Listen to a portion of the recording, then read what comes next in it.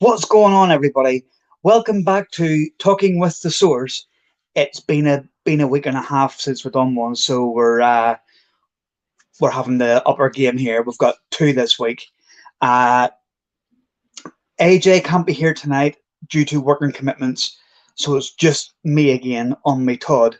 So if you don't like me, I'm sorry you're stuck with me. But we'd just like to give a shout out to some of our sponsors before we start. We have FCD Ghost Boxes. We have Ghost Energy Drinks. We have Paratech Laboratories. We have Global United Paranormal Foundation.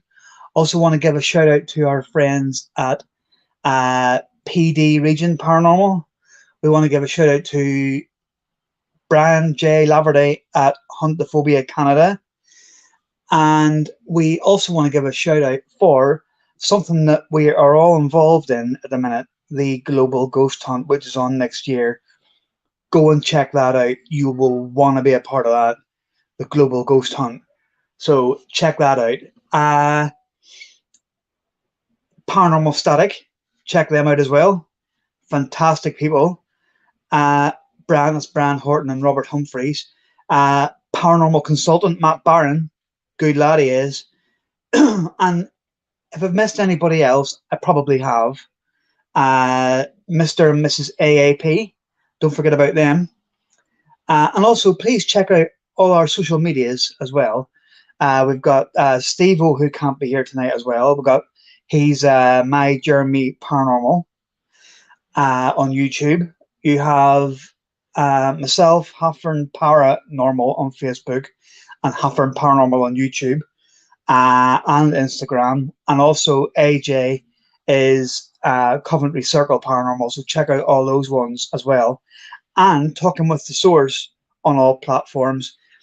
We have a great guest today, people. A great guest. Excuse me.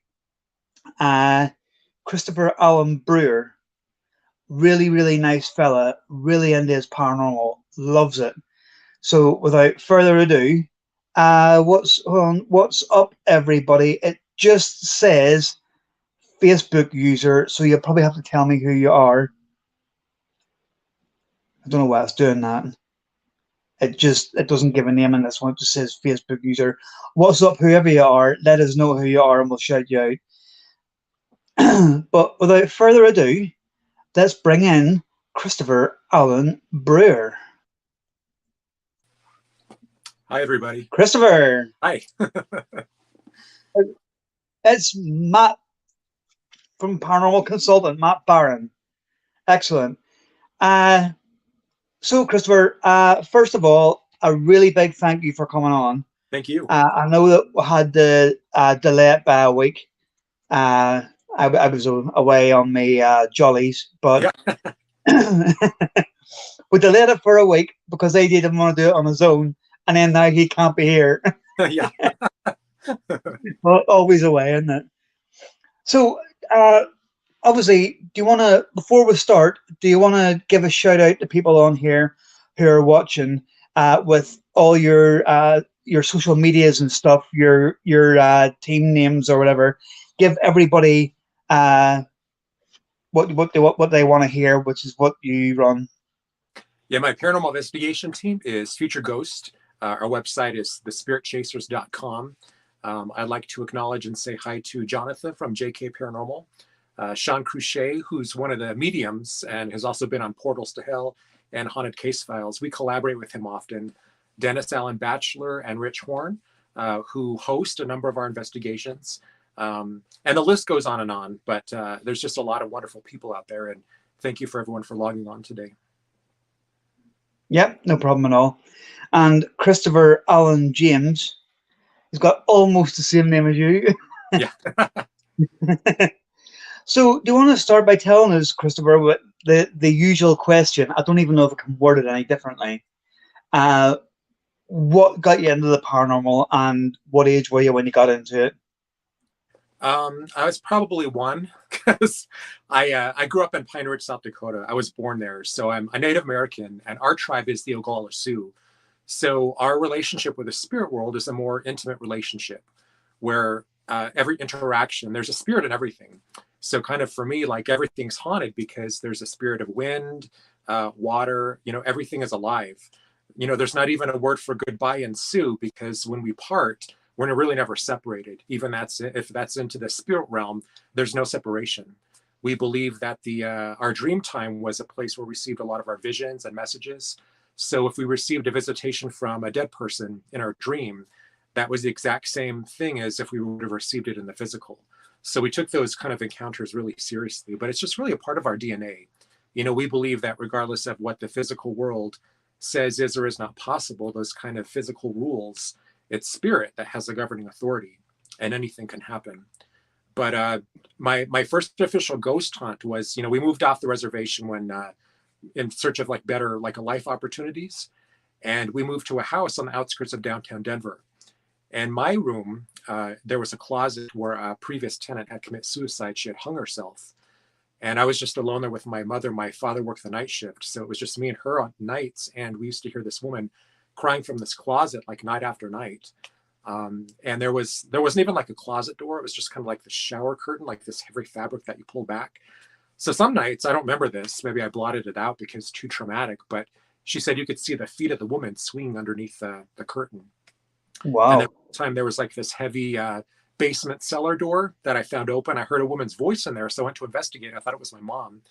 And I had my hands on the lip of the entrance, and something slammed the door down and caught my finger, which just tore it open. I needed stitches. So we moved out after that, but it just kind of symbolically branded me with an interest. I still have that scar of why some spirits remain, why some are malevolent, angry, sad, why some spirits don't depart. Because in our culture, we believed, for instance, my grandmother, when someone got married, she liked to go through all the wedding gifts to find out who got what from whom. And she would still do this even in death. So when someone was getting married, the night of maybe before the wedding, and all the gifts are set up on a table, the doorknobs of the doors would turn. And everyone would just say, oh, that's just grandma. But, as a child, that was kind of terrifying because we didn't know what we'd see if we opened that door. And then, I grew up, I was maybe 12 years old, and I was spending a lot of time at my cousin's house. They had a haunted dining room. There's a lot of, activity. Everyone in my family's had experiences. And I don't know if that's just because that's part of our background, if we just expect that to happen, but everyone's had experiences. And I had kind of sprinkled flour around this table at night to find out, who was coming into this room and moving the chairs, moving the things around on the table. The next day I found that the flour hadn't been disturbed, but things had been moved around. I had one of those old ghetto blasters from the 80s, and I recorded an EVP of a grandfather clock chiming, which they didn't own, but the person that owned that table had owned. So I was born in 73. So I grew up in the 80s with movies like Poltergeist. It's kind of wearing this jacket today because it's Tron's 30th anniversary, and then it's Poltergeist's 30th anniversary. And that was a really important film for us because, paranormal experiences, we didn't really see them as paranormal or supernatural. For us, it was just a natural occurrence, part of coexisting with a number of different forms of life, most of which were unseen. But it really wasn't until Poltergeist came out in 1982 that it kind of opened up a dialogue for us and other families. A lot of people were able to come forward and say, hey, these same things are happening to us. So that's where it started for me. Yeah, it's I get where you're coming from, and I was born 77, so I was an 80s child as well, and I remember a lot of these films coming out, and we were watching them. I was watching them as a kid, and they used to really scare you, and you thought to yourself, there's no way that can happen, and but things do actually happen, and when you actually realize that, you actually come to believe how real these things actually are. Mm-hmm. And people do have beliefs that people do believe in it. People just swear that it's a load of nonsense and stuff, and that's everybody's up to their opinion, you know what I mean? But what you were saying, it's really, really fascinating for me to think what you believe in as a Native American and what we believe in they are really the same beliefs. Yeah. Because, you know, I'm a firm believer that when we die, we don't, you know, we don't switch off, Yeah. because the energy from the person obviously leaves the body, Hmm. but it can't be destroyed. Yeah. So, you know, then where does that energy go? You know, we talk about this every podcast that we do, but it's true. I mean, you know, where does it go? It, obviously, it hangs around. Hmm. Yeah, in every death, like in our tribe, there's been some sort of sign or dream Yeah. team visitation. You know, I lost my father in, I think, 2017, my mom like 2 years ago, and there were synchronicities and kind of chance happenings that were more than just, you know, even like Father's Day. Just what was it, 2 weeks ago, we were out at a buffet and I tripped over something. I looked down and it was a Spock action figure. And Star Trek was on in our household all the time. My father really identified with Spock, just kind of very stoic, like that Native American stoicism. But also Leonard Nimoy, who played Spock, used to host In Search of in the 70s. And that was a show that we used to watch together all the time. So that's kind of how I heard about a lot of other things outside of our tribe, like Sasquatch, Loch Ness Monster, haunted castles, different things like this. And, you know, sometimes I'd ask my father after the program aired, you know, did this really happen? Are these things real? And, you know, he never took away my wonder. You know, he just said, well, a lot of people believe that they are. So that's, those really inspired me, those shows. You know, these old photos of like the ghost of Raynham Hall, I found fascinating. You know, different photos of like Bigfoot and Loch Ness Monster. And, you know, maybe some of these have been debunked over time, but, you know, if it weren't for those photos and these images, you know, I wouldn't be doing this. You know, a lot of us wouldn't be here today. So that's what Yeah. I'm really passionate about. And that's where my focus is on now as a paranormal investigator, is more about getting like photographic evidence, you know, spirit photography. That's what we try to specialize in.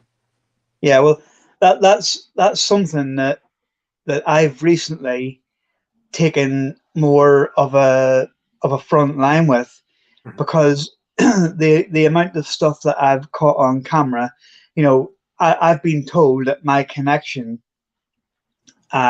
is one of the best Mhm.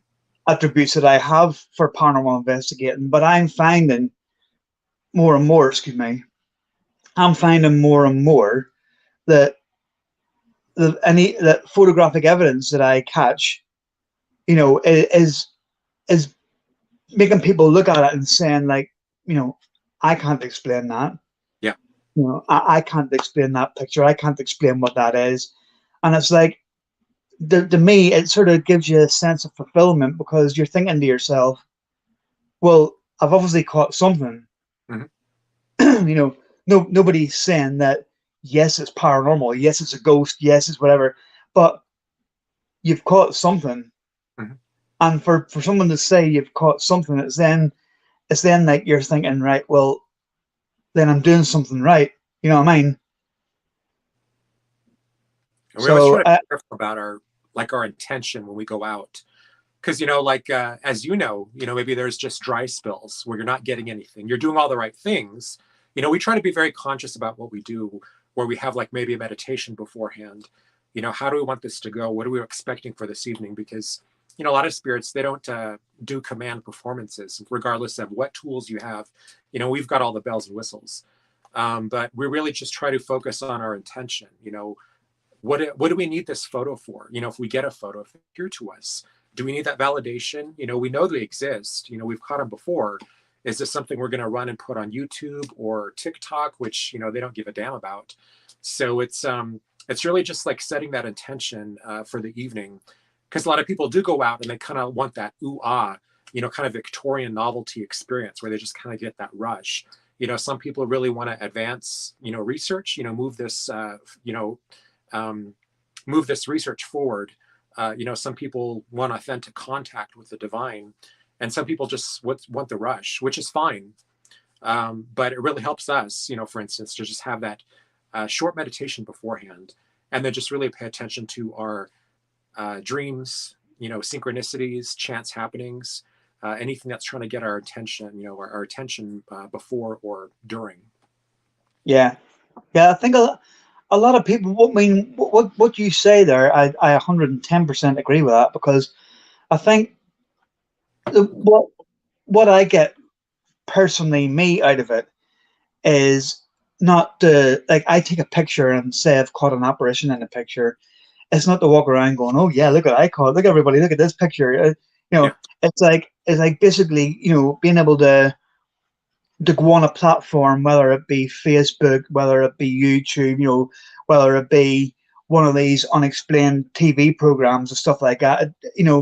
It's not to go on there and say, oh, I've got a photograph now, can I be famous kind of thing. It's like, it's for me, it's basically saying, right, you people out there that say there's nothing there, please explain that to me. Yeah. Do you know what I mean? I'm not saying that my way is the right way and everybody else is wrong. I'm not saying that at all, because we're all in this for the same thing. You know what I mean? You, me, everybody, we're all in this for the exact same thing. But I think when you can go to these people and you can say, right, if you don't want to believe in it, there's absolutely no problem with that. But can you please explain to me what this is then? Yeah. No, I mean, I'm not saying, tell me this is a ghost and then believe in it. I'm just saying, maybe you need to open your minds a little further than you actually have. Yeah. Yeah. Because for us, I mean, that's just that world is woven with everything that we do. For me, like paranormal investigating is a very spiritual experience. The ability to tap into ancestors, anyone that came before us, even if they weren't necessarily part of our tribe. Because where I live in Colorado, we're around like a lot of old mining towns, gold rush. So there was a lot of old brothels and saloons. I live near the base of Pikes Peak, just this huge mountain where, a lot of people, a lot of early pioneers, it was Pikes Peak or bust. And a lot of them just went bust. A lot of tuberculosis hospitals were here because a lot of people came up here for like the fresh mountain air, which they believe was like a deterrent to, the advancement of tuberculosis. So there's been a lot of death, like in the area that I live in. But, everything we do, we really try to honor who came before us, really want to hear their story and what they were about and what they represented for their community, whatever it was. So for us, it's just, like my uncle was a reservation cop. So he saw a lot of things driving around the reservation in South Dakota at night and see people off the side of the road. And I remember I was asking when I was a kid, it's like, well, how do you know these aren't just people looking for a ride? He's like, well, when you pull up to them and then you can either see through them or they're luminous, those are their spirits, but you weren't supposed to pursue them or investigate or any of that stuff. If spirit had a message for you, they'd appear to you, either in your dream time or in the physical world. But otherwise, like interaction with that realm could be kind of dangerous if you didn't know what you were doing. So it's something you had to just be very careful about. Like a lot of people think like Ouija boards, are dangerous. Some people still say the same thing about like spirit boxes, which, some people believe those are like digital versions of Ouija boards, So, but we've used everything, we've used all the tools, but again, in just a very conscious, respectful manner. Yeah, absolutely.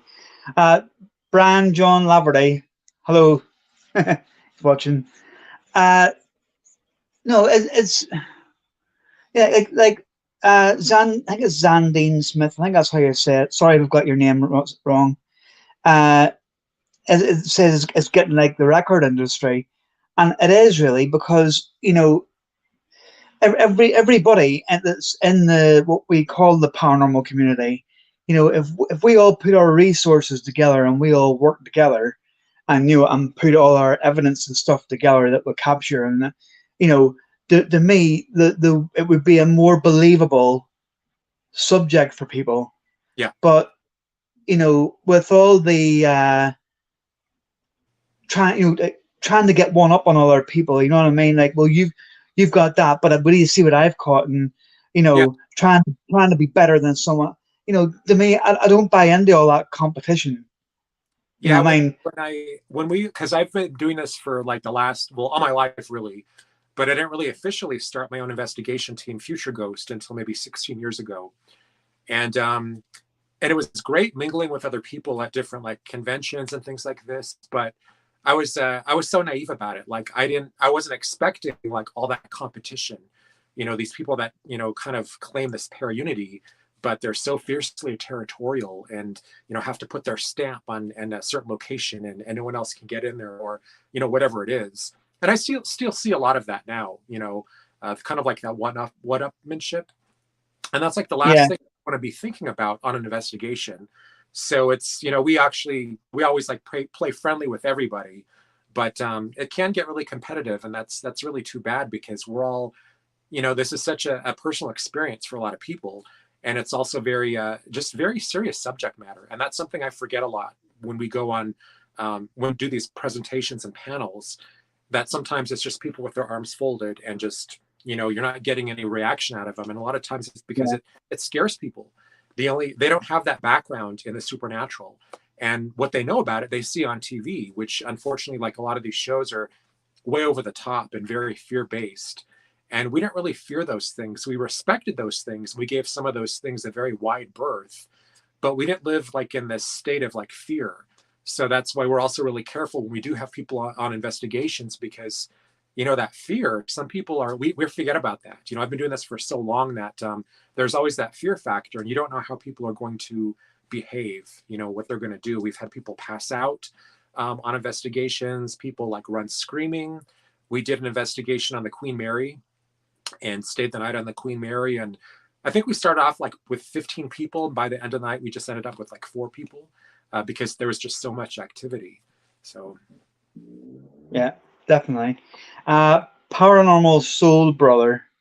That's who it is. So I always collab with other investigators. I think there's a lot to be said for doing collabs with other investigators. Yeah. You get to see different techniques of how people do it. You get to see different pieces of equipment maybe people have that you haven't got, or equipment that you have that other people haven't got, and stuff like that. And it's, I think the whole unity thing is a very important thing. I mean, if I see somewhere and I go in there to do an investigation and someone else has already been in, I'm not, I'm not thinking like, oh, damn, I'm not in there first kind of thing. I'm just thinking, right, well, if that's the case, then let me see what I pick up, and then let me watch their video and see, if they got the same thing. I'll always try not to watch a video of a place that I'm going to before I go, kind of thing, because then I can see what I can get, whether it comes to me or whether it comes through a spirit box or whatever. And then I can think, right, this is what I've got, and then I can watch what they've got and think, right, well, the same names come out, or the same ages come out, or the same number of spirits, or whatever it may be. And I think that fascinates me more than actually being the first one into a location, because it's not a race. Yeah, we do a lot of collaborating with a lot of people.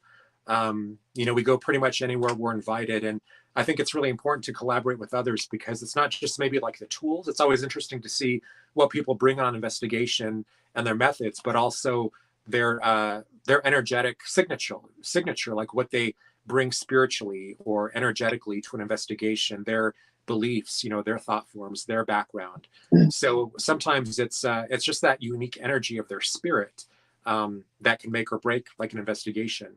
And it's interesting too, just to experiment with different things. Like we've been doing this, playing this game called like I Dare You.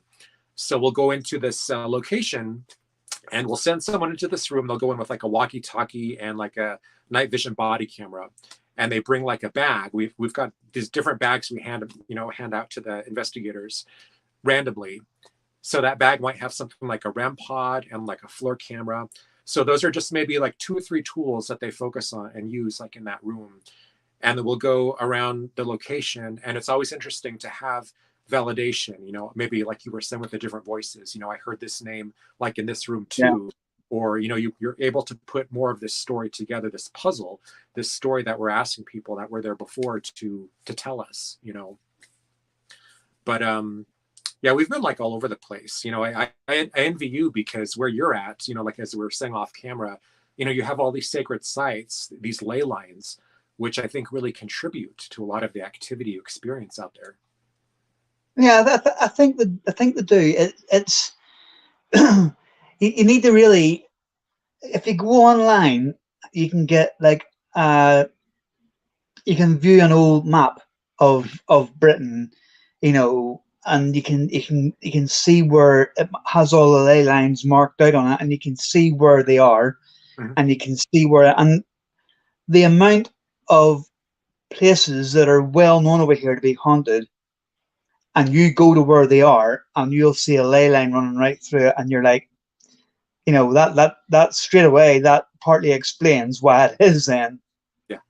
You know what I mean? So, but it's, I think if you go out and collab like we do, and I may be a person that in that investigation who wants to concentrate on photographs, while one of the other teams may have someone who wants to concentrate on connection. And if you put all that together, who's to say you're not going to get better results? Yeah. Excuse me. Yeah, I mean, and that's why I like collaborating because, like one of the mediums, Sean Cruchet, that we work with a lot, he's got every tool known to man. And one of our friends, Rich Horn, owns a business called Ghostlight. So he builds like a number of tools himself. So it's really people being out in the field and knowing what does and doesn't work. A lot of these things are like tried and tested. So, but again, really that intention, like when we first came out, we were so excited to share like a lot of these experiences and a lot of these photos with people, and some of people were just kind of like out to debunk them.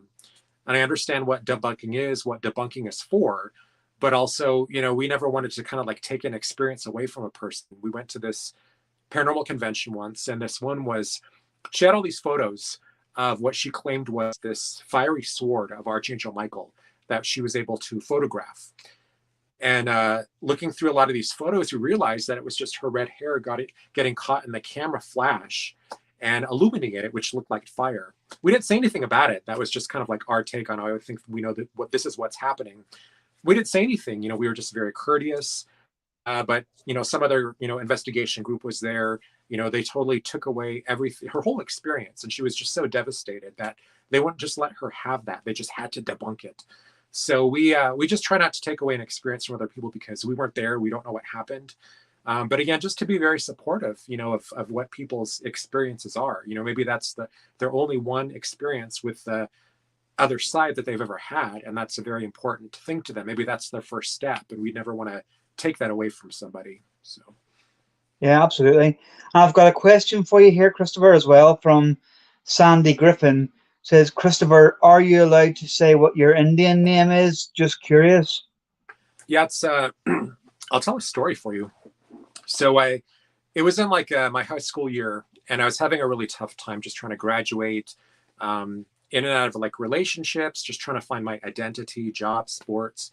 So I was really struggling, and I was really feeling like pulled away from the spirit of my life, and just really focusing on that day to day, like the day to day grind that we all experience in this life.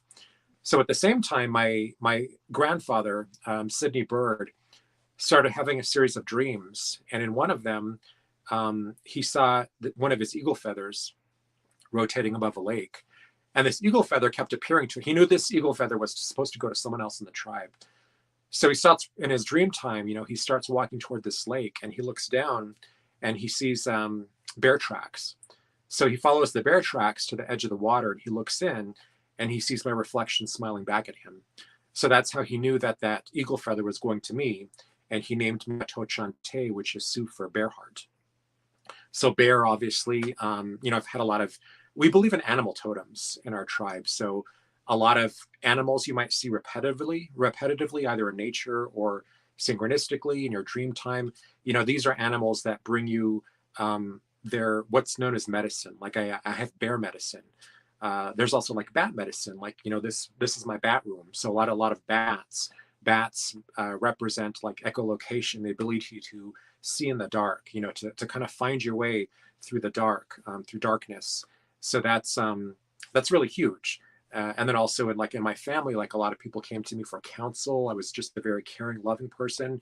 So that's how I get the name Bearheart Matochante, which, before high school, I always thought it would be something cool like Nightwing or Redwing, but you don't really choose your name. It's given to you based on Yeah, already yeah. a spirit. So Excellent, yeah. This Zandine Smith says that you're right. We always don't go to debunk mode. And Sandy Griffin, who asked that question to you, has just said, "Awesome, thanks for the reply." you're welcome. Yeah. If anyone wants to add any of us on social medias, by the way, feel free to. Mang, for some reason on Facebook, it wouldn't let me have it as Haffern Paranormal as it is. It had to be Haffern Paranormal in 3 words. I don't know why, but if any of you are interested in coming on the podcast or anything like that, there, but by all means, let us know. Uh, I tell you what, I was wanting to ask you, Christopher, and it's probably deflecting away a little bit from what we were talking about, but it's I was at a theme park when I was away there, and there was part of it where they had all these model dinosaurs, Mm. right?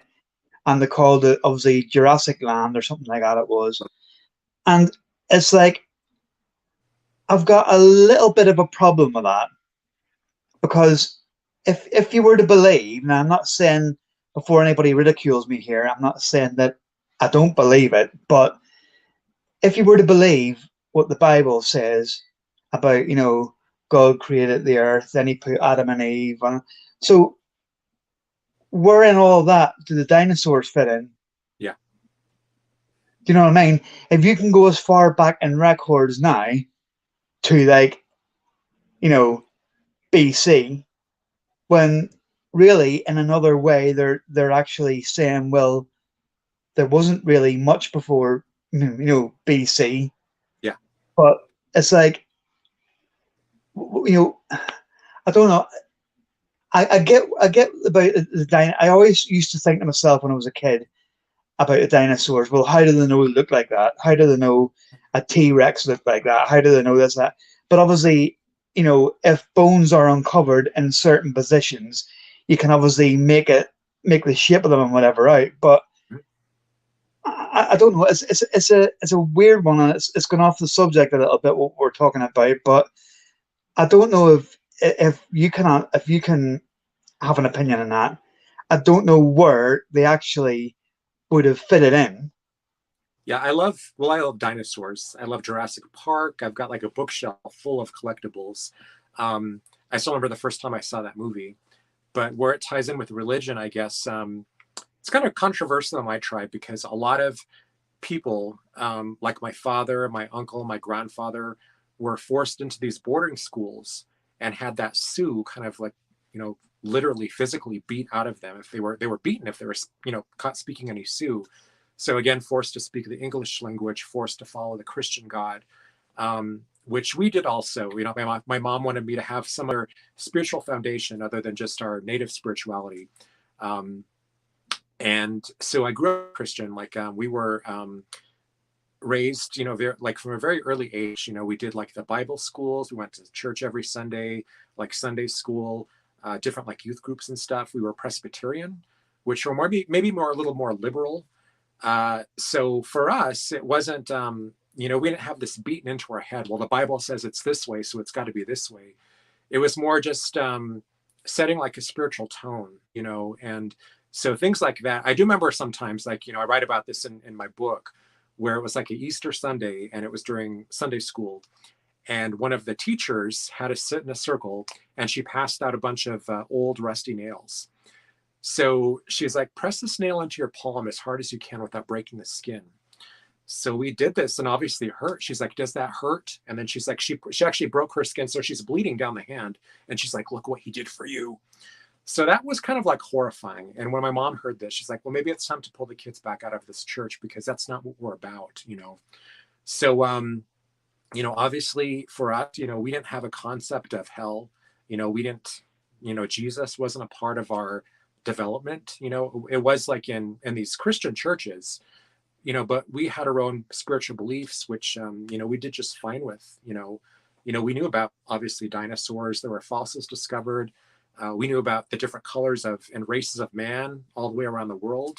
But I just, we didn't fit everything into like a book, which was such a great thing about my spirituality growing up after I got my Indian name, and the visions and the synchronicities and the dream time, how it just exploded after that, because I didn't need to go through a priest to tell me what or was not possible, or what it happened this way. I just kind of had a direct line with Creator. So on all of your spiritual paths, or, even like someone's sexual orientation, that's not for anyone to judge. That's between them and the Creator. That is their spiritual path that you didn't interfere with. So, so it's some of that stuff is kind of, you can go either way. It can be kind of controversial, but, again, I'm not putting anyone down, any religions or cultures. It's just, I'm really about investigating other cultures and what their beliefs are. Like, we went to New Orleans and stayed in the French Quarter last summer. And my first thought when I was there is like, I want to know all about voodoo and hoodoo, because I only know what I know from like the TV shows and the movies, and the same thing with vampires, because there's a lot of vampire legends in New Orleans. And I just thought they were kind of like cheesy, like vampire Twilight. Not that that's that cheesy, but there really were vampires out there. They don't really call themselves that. They call themselves like immortals. But the great thing about New Orleans was that there's so many places there that have such a rich history, and you can go up to anyone. Do you know if this place is haunted? Do you know what the story is? And more often than not, they'll tell you their story, or you can just talk to the owner of the property. They're just so proud of these stories and proud to live in an area with so much history that includes spirits and vampires and, these kinds of things. So, yeah. Yeah, it's just, the only reason that I could say I brought that up was because, like there was something that an advert on the TV before I actually came in to do this, and it was advertising kids' toys, and there was that on it, and it brought my head back to last week when I was away, because it was, there was a man there, and he was walking around, and he was showing his kids the dinosaurs, and he had overheard me saying to my mother-in-law, who's also part of my team. Obviously, I said to her, I've got a little bit of a problem with this because I don't know where basically it fits in. And he was like, he came over to me and he says, I hope you don't mind me saying, he says, but I think the dinosaurs were after Adam and Eve. And I was like, but how could they have been? Because if dinosaurs were about when people were about, they would have killed the people. So, and I don't know how big this ark was that was supposed to have been built, but if you'd have got a couple of dinosaurs on it, I don't think you'd have got much else on it. Yeah. So it's like in my opinion, they were obviously on this planet long before we were. Mm-hmm. But then where does it? I just thought I'd mention that I'd get something different in there, but it fascinates me sometimes, but other times it's like I've just got that little nagging feeling that there's just something not completely utterly right about it. Yeah, it's just obviously a belief system that we respect, and everyone has their own beliefs. These are just the people that make up the world, and that's what I really liked about this latest Jurassic Park movie. Was there was a lot of people just stepping up Jurassic Park Dominion and doing the right thing, and it all ended with this message about coexisting. Because in that movie, we're living in an age now where we're living with dinosaurs again, and it's just part of that coexisting. And that's just such a very prevalent message right now, especially like in America where, everyone's beliefs are so polarized. It's, obviously where we're from, whether you're a right wing or left wing, we're all part of the same bird. So I really love the message that they explored in that movie. Yeah. Have you and seen I've got another one for you here. Yeah. From Matt Sandy Griffin. Says, just an observation, Christopher has very intense eyes. Thanks.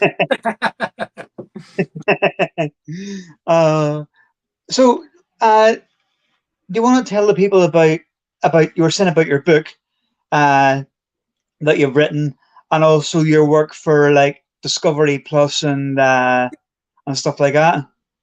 So shameless plug. Here it is. It's Selfies from the Underworld, a Native American's record of the supernatural.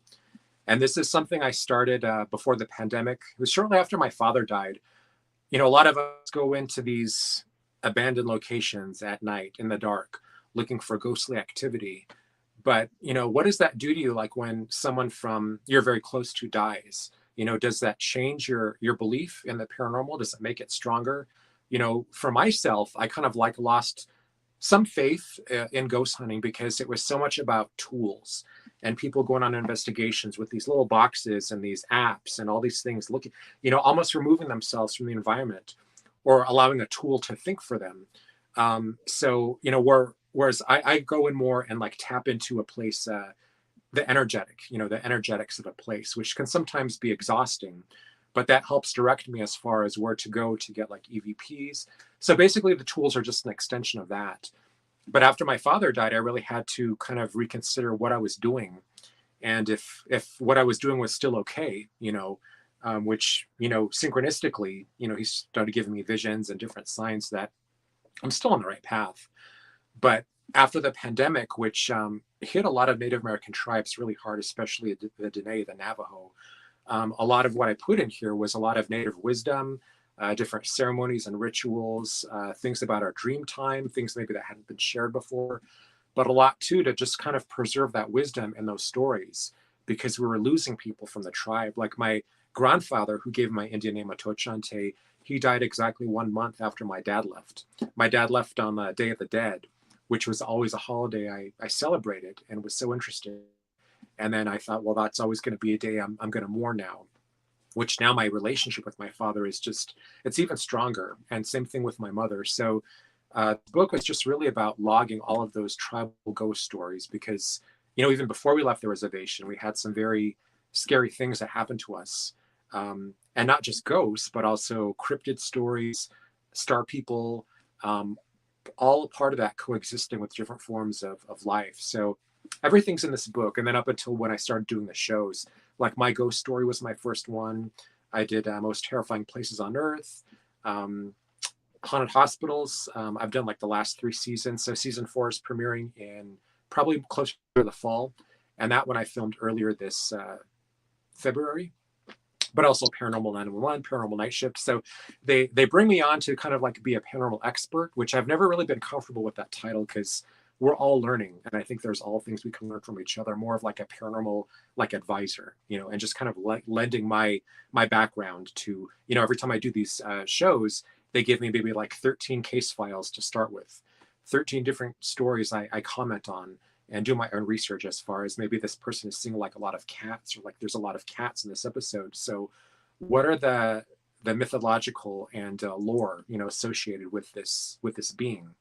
So that tells a lot about, you know, my, you know, shows I've done and a lot of the investigations, you know, for instance, like Queen Mary, Winchester Mystery House. We did like a paranormal road trip in California after my father passed. And everything was just so alive out there, you know, here where I live, you know, again, there's a lot of like former mining towns. We do have ley lines, you know, I live near Pikes Peak. So we have like a lot of underground caverns and crystals and water. So all of those elements combine, you know, when we do investigations, you know, here that are very powerful, you know, you can make some very powerful interactions with spirit in this area. I live in Old Colorado City. So here it was a lot of, you know, settlers, you know, pioneers, and Native Americans, you know, the Utes, for instance, the Ute Native Americans. One of our first investigations was at a place here called Cave of the Winds. And one of my Dene friends had told me, well, you know, there's a spirit portal in this cave, in Cave of the Winds. And I knew there was a lot of cultural associations with caves and the underworld. But he's like, no, this is an actual portal where spirits come and go. So that was believed by the Utes to be an entrance to the underworld. So we've investigated there many times, and they actually have a tour now, which is like a lantern tour. They just send you in with this old-fashioned lantern, and that's all you get. And they tell you the supernatural history of the caves and the paranormal experiences of the people that work there, which are numerous. Well, you did mention something that had my ears perk up there, was the Winchester Mystery House, because Yeah. it's the one place that I really really want to go to. I was just wanting to ask you, what did you get in there? It's huge. They've got like daytime tours you can take and like nighttime like candlelit tours. But the only thing was, you get there and they don't allow any photography in the Winchester Mystery House. And it's You almost know? like, yeah, they don't. You can't take any pictures in there, which was the unfortunate thing. And when we went, it's we went in October when the veil is supposed to be at its thinnest. Yeah. There was just a lot of tours. There was a lot going on, so we couldn't even get like a private investigation. We just went through like a really small group, but a lot of the mansion is closed off because of the earthquake of like 1906, I think it was, in San Francisco. So structurally, some of those areas aren't sound, and also because there's doors that open into these steep drop offs. Like one, you open a door and then you fall down outside, or one you can fall down through to a kitchen below. So some of these doors, it's dangerous. That's why they don't allow you to go on these investigations where you're just kind of like running around, willy nilly. There's just liability issues, as there are like in a lot of older, buildings like that. But it just reminded me of like the pyramids of Giza. You see these pictures, these epic pictures, but you never see what's behind the camera, like all these roads and highways and everything else. So every time we saw the pictures of the Winchester Mystery House, I thought it was just off by itself, but across the street have like a movie theater. It's a very industrial area. But once you get in there and just kind of get lost, like in these corridors, you really feel like you're stepping back in time because everything was preserved exactly as it was. So I would still recommend going there. They have like a huge gift shop. And so we spent so much money in that gift shop because we wanted something charged with the energy of that place. The only thing that upset me was a lot of people just thought she was bizarre, or I think she was misunderstood, and she was very kind of like an eclectic person. I think there's only like one picture they've ever taken actually of her, but she just really kept to herself, and it was really hard for her to lose her child and to lose her husband, and then just be obsessed with building this place that she really believed she was building it for all the spirits of the people that died by the Winchester rifles, which was this inheritance. Yeah. She was very paranoid, wasn't she? Yeah, there's like there's a bunch of hidden rooms, and I mean it's hard because a lot of these areas are roped off, and obviously as an investigator you're like a kid, you want to go in every room and open every secret door, but it's an amazing place. I would definitely recommend going there, but I think it's in San Jose maybe. But Yeah, Zandine Smith has said, I'll put it on here for you. I lived next to Winchester Mystery House in 2002. Have unique experiences with that place. It's not far from Lockheed, ironically. Mhm. I think it is San Jose. Yeah. Yeah, our favorite place in San Jose was the USS Hornet. So I don't know if your viewers have been there either, but that's an amazing place where there's a lot of sailors. It was part of the Apollo 11 recovery. They had like a number of like classified missions they went out on, but it's this a warship that is now permanently docked. And I'd never been on a pier, let alone one with all these warships. So we went out there in the middle of the night. We did a nighttime investigation went for maybe like 2 hours. But people don't see spirits. They see like St. Elmo's fire, which was what I was more hoping I would see, which is this kind of plasma that would pool around corners and different areas of the ship, sometimes make like a crackly sound. It's just a very rare phenomenon, but they do see sailors, like a lot of people that lived there and worked there were very proud of what they did. They were very proud to serve this country. So, when they see them, they're not doing anything sinister or scary. They're just kind of going about their duty, and Exactly. Everyday business, isn't it? Yeah. Yeah. But that was probably my favorite part of California was the Queen Mary and the USS Hornet. Yeah. The Queen Mary is one I have on my list as well. Mm-hmm. Bobby Mackey's. Wouldn't mind having a look at Bobby Mackey's. Yeah, that's a very popular place too. We've not been there, but again, bucket list. So yeah, definitely. I've got a load of my bucket list because we only see in the UK from watching programs like Ghost Adventures and stuff like that. We only get to see these places on there, and you don't actually get to see them up close unless you actually go over. And I've been over twice, but I was in Florida for 3 weeks for a vacation, and then I was in New York for 5 days another time. Mhm. But I didn't really get much of a chance to do any investigating. So I'd love to get over there for a road trip. Yeah, we're thinking about going to New York in October, maybe Sleepy Hollow. It's just one of my favorite legends since when I was a kid. But yeah, last year when we went to New Orleans, we went to a place featured in Paranormal Lockdown, which was the Rampart Street murder house, where this man had just killed his girlfriend and dismembered her. But that place was so heavy. It wasn't hard to tap in there to anything at all. We used like an SLS camera, a lot of interesting things, but that was one location that was just almost too much for me. Its history was just so gruesome. Yeah, yeah, and I think another one that I would have on my list, if it was possible, would be the Hinsdale House. Yeah. And the reason I'm saying that is because on the Paranormal Lockdown episode, where UK one, where Nick Groff and Katrina went to 30 East Drive, he had actually, if you've seen the episode, he had actually been to the Hinsdale House to do an investigation, and he had came home. I don't know. Did you see the episode? I did. Yeah. And he came home, and there was noises in his basement during the night, and he went down, and they reckon that that's where the spirit had followed him home from the Hinsdale House and told him that he had to go to 30 East Drive. And I think the fact that I've been there 3 times to East Drive, I think that's why I want to go to the Hinsdale House to see if I can make sense of why they're so not so much joined, but why there's something similar with them two locations. Yeah, I know a lot of people that have been there. One of the places I investigate often is the Abbey of the Holy Cross. It's this big monastery in Canyon City. And Yeah. one of the teams had created a portal between Hinsdale House and the Abbey. So yeah, I know a lot of people that have been there and said it's just a very active place. Yeah, it'd be really good, but I do a lot of traveling over here, Mhm.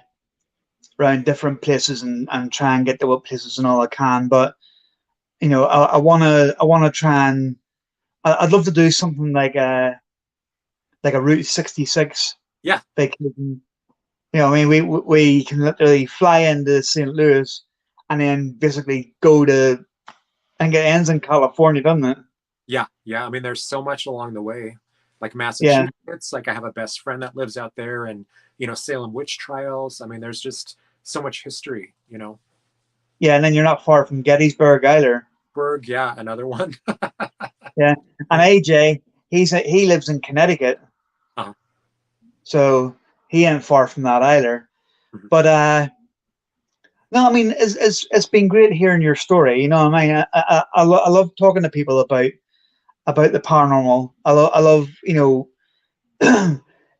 hearing people's stories and telling people a bit about mine and hearing theirs. And you can sometimes, a lot of the time, you can see how similar Yes. you actually are Mhm. with your beliefs, whether they're religious beliefs, whether they're just ordinary beliefs, with your techniques. There's so much that's so similar. Mhm. It's unbelievable. Mhm.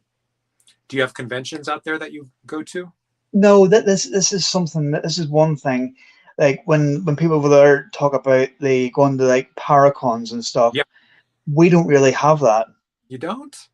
No, and it's annoying because there was a there was a festival of they called it the Festival of the Unexplained Mhm. earlier this year, was held over here. Was held in, I can't remember where it was. It was a big manor house near Birmingham, Mhm. and Paddy Negri had come over to it, and I think the Tennessee Wraith Chasers had come over to it, Yeah. uh, and a few others. but that was basically it was a festival that these people had organized and invited, these people from America and stuff to come over to, and they came over. But like that's it, as far as I know anyway. And I've done a lot of research. And Sandy Griffin, I was actually thinking about that, and there could be something in that. She said, "Couldn't you start a Paracon?" We're hoping to, with some of the people that we actually work with, especially in America, we're hoping to start something like that, Mhm.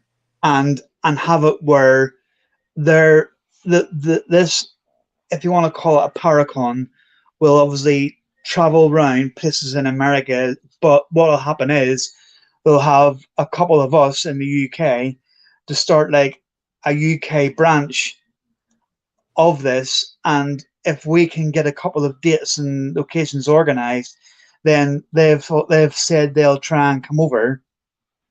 Yeah, I think and there's definitely a and demand for it. man, and that includes anybody. That includes even yourself.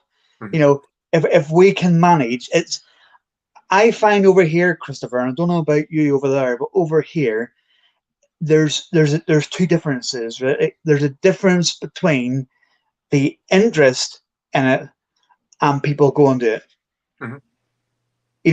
I could go on my Facebook and put a thing on it saying, all UK paranormal teams, would you go to a Paracon if I started? And I get 300 messages easy saying, oh, yeah, yeah, I'll go to that, no problem. When it comes down to it, when I've put all the work into it, when I've organized everything, how many of you are actually going to turn up? Yeah. Yeah, it's different here because, we had a lot of things shut down the last couple of years because of COVID. So just now, like a lot of things are starting to open back up. Like I went to my first powwow in Denver that had been shut down for like the last 3 years, obviously to protect the elders from COVID. But a lot of things are just, like Tori Amos. I just saw her a few weeks ago, and that was my first concert since this pandemic. So just now, we're starting to open things back up again, to the public. Yeah. And I tell you, if I was in America, I tell you, a concert I'd be going to straight away. I don't know if you've heard of it, the stadium tour. Oh yeah, right on. Def Leppard, Motley Crue, Joan Jett, and Yes, Poison. Oh, yes. I would be there. I've seen Def Leppard 3 times, and I tell you, getting to see all four of them together would be amazing. Yeah, I'm going to see Nine Inch Nails in September, and that'll be a very fun show, I know.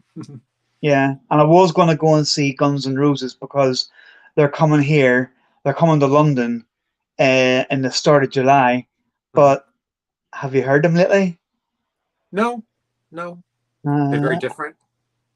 Axel's voice, not he's losing his voice big time. Well, he's had the nose job, so I wonder if that affected that at all. I don't know, but me and the missus were going to go to it, Mhm. uh, and I've put a couple of videos on Mhm. that are on YouTube. I've been watching them on there, and she's sitting beside me going, "Really, really, you want to go listen?" And it's like the music's fine, Yeah, but his singing's just not what it was. And yeah, that's too bad. I think I want to remember them how they were. Yeah. Right. So Sandy Griffin, I don't know where you are in the world, but let us know. And Shannon Boomgard, I have a couple of ideas. By all means, contact us on Facebook. Uh, I don't know, Christopher, whether you and your team would be interested if there ever was Paracon starting up. Whether you'd be interested in ever coming over to the UK and Oh being yeah, part of that's one. always been on our list. There's Yeah, places and places. meeting up for a collab as well. Mhm. So the more interest we can get. Sandy is in North Carolina, right? Uh, yeah, like I say, if you'd be interested, uh, obviously it'll be a while off yet because there's a lot to organize and something like that. But I'd definitely be interested in even having a hand in starting something like that, because it's like the there's nothing like that over here. Yeah. And, Which and it's for sad. and for the, Yeah, you could do so many great panels, like how ley lines, affect, different locations. It's just things like this, everyone bringing their wisdom together. yeah. See, we used to have a TV program over here called Most Haunted. Did you hear of it? Yeah, yeah. I used to watch it. Yeah, yeah. And then it went off the air, Mhm. and it's like, now it's back on again, but it's mainly online. And whereas, like, I go through Netflix and I'll be watching Ghost Adventures, Ghost Asylum, Paranormal Lockdown, all these programs, and they're all American or Canadian Yeah. people, Hmm. and they're all going around America and Canada. Maybe some of them are coming as far as the UK for some, but and it's like, you know we don't even have anything like that on TV over here, really. Hmm. The odd time they'll run uh like a celebrity ghost program, Hmm. but it's like you watch it and think, really, really, you've actually wasted telly time for that. Yeah, I think Because again, just part of the pandemic. Like a lot of the shows I did were from Canadian producers, and those were kind of off the table for the last 2 years. There was a lot of travel restrictions, different things. One of them I did last year was just kind of like to an iPad with a director beamed in from Canada. Everyone had on their masks. So I think that put a dent in like a lot of the shows. But like now everyone's out filming, getting new content, out. So it's an exciting time. yeah, I just love to be able to you know get together with a couple of teams, and you know like I'm nowhere near in it for any kind of like fame and stuff, but I love to get together with a couple of teams, like from America, from Canada, who have like links and connections with some of these TV programs and stuff like that, and start getting some more bits of Britain out there. Mhm. It's sometimes it's frustrating when you think to yourself, we do have a lot on our doorstep over here, Yeah. but you know, I get someone on the podcast and I mention 4 or 5 locations. If I was to say to you the Tower of London, you've heard of that. Yeah. Yeah, but I I get people on and I mention this, that, the, and and it's like, you you people, you don't even know, you really need to see this Mhm. to believe it. You really need to get parts of it as we see it from America, and Mhm. we then have it on a list, right? We want to go there and we want to do this. We want to go to this place, Bobby Mackey's, Old Washoe Club, Hotel Cecil, Mhm. and you can go on Eastern State Penitentiary. You can go on all these ones and think, right, well, I want to go to this. I want to go to this, but you don't hear of very many people outside of Britain saying that oh, they want to come over here. They want to do the Tower of London. They want to do this. They want to do that. And I'd love to be able to just get more of Britain out there. Yes. You know what I mean? And I think Paracons would partly help that, but it's just getting it's like you need more than one person to organize it, and it's like you could get 10 people saying, "Yeah, I'll help you." How many of them are going to actually help in the end? You know what I mean? Well, here, I mean, you need names. You start with some really big names in the industry. You get those guys in here. So a lot of them, they start with, and you never know unless you ask. So they'll start with like, so and so, like maybe like the Wraith Chasers, or there's so many of them here, like Katrina and Jack. Just invite them, and then from them, just kind of see where how it grows. But that's why we love doing like a lot of collaborating with different groups, because Jack, Katrina, yeah, it's like 1 degree of separation. It's like everyone we interact with has been to this place or that place, investigated with those people.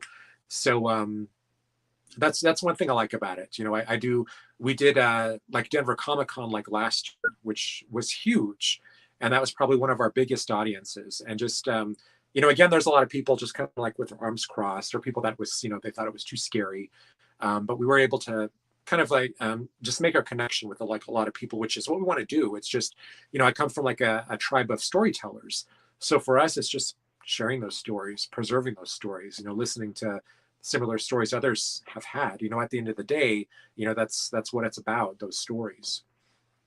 Absolutely. Absolutely. So I want to ask you, Christopher, just before we wrap it up, if you'd be interested in coming on again sometime pretty soon, and Oh we'll get AJ on next time. We'll make sure that he's available to come on, yeah. and we'll sort something out, and we'll get you on. And who knows, we might even have some some more progress on a UK Paracon. Yeah, I mean, there's still a lot of stories and a lot of things I haven't shared. So a lot of Exactly, spooky exactly, stuff. exactly. And this is what we want, you know, from talking with the source. You know, we want people, and we've said to a lot of people, if you watch the podcast, we've said, you know, will you come back on again? Will you come back on again? And it's like, you know, we want to hear. You can't squeeze everything in an hour. You Oh know what yeah. I mean? And it's like we're interested in, you know, in like your life and like what you've done, and you know what you've experienced and what you want to still experience and things like that. And you know, like I say, you literally you can't tell it all in a certain time frame. So yeah, we'd love to have you on again. Thank you so much. I would love to be on, and thanks for inviting me on today.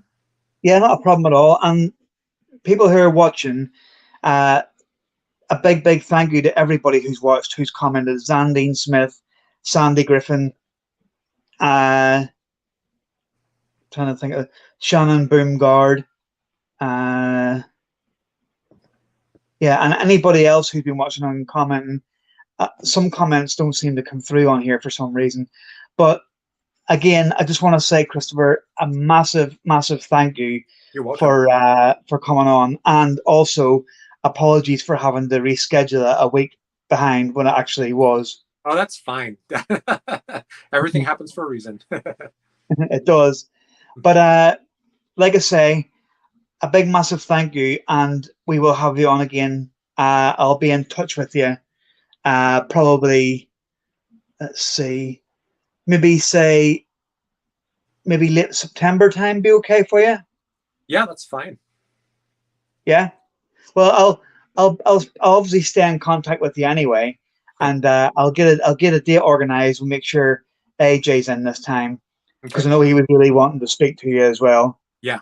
So Vice I'm we'll obviously hear some more of your stories and stuff like that as well. versa. So anyway, like I say, a massive thank you, Christopher. Thank you very much for coming on. You're welcome. Thank you for watching, everybody. Thank you.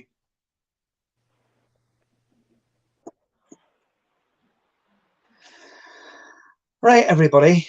A massive thank you to everybody who's been watching. A massive thank you to everybody who has been commenting, asking questions, etc. Uh, Christopher will be on again. He will definitely be on again. Uh, Proper nice guy and genuine guy. Uh, there will be a lot more to come. I'm starting to get more bookings. Thank you again, Sandy, and thank you, Zandine. Uh, Add me on Facebook if you want any more answers to any questions you have on their Haffern Paranormal. But like I say, keep on watching. There's more to come. 2 days time, Wednesday. Sure, it's Wednesday. Check on the site. We have Brian John Laverty from Huntophobia Canada. Uh, very good friend and brother of ours. He's coming on, and there will be a lot more coming on. I'm currently working through uh, bookings at the minute. So when we get a list of bookings that we will be that we are finalised, we will be putting them on. Patty Negri is coming back on again. I've been speaking to her. She's going to come back on. And proper stoked that Dr. Kieran O'Keefe is going to be coming on as well. And the Reverend Sean Whittington, friend of mine as well, he's coming on. So we're getting a bit of a diverse group of people coming on that we're going to hear from all sides. So that'll be very good. But in the meantime, thank you to our sponsors. Thank you to our viewers. Thank you to our followers. And please, please stay safe. And till the next time, it's goodbye.